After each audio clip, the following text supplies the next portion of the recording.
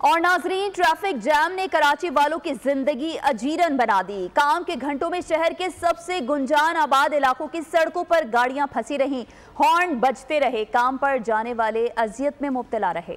टूटी सड़कें, सड़कों पर गड्ढे और उन गड्ढों में भरा पानी कराची वालों को अजियत में मुब्तला करने के लिए काफी था, लेकिन फिर एहतजाज ने अजियत मजीद बढ़ा दी। सुबह सवेरे PNT कॉलोनी में होने वाले एहतजाज ने जिला जनूबी को मफलूज करके रख दिया। सदर से शारा फैसल, पंजाब कॉलोनी, तीन तलवार, कय्यूमाबाद, चौरंगी से कोरंगी के इलाकों तक ट्रैफिक जाम रहा।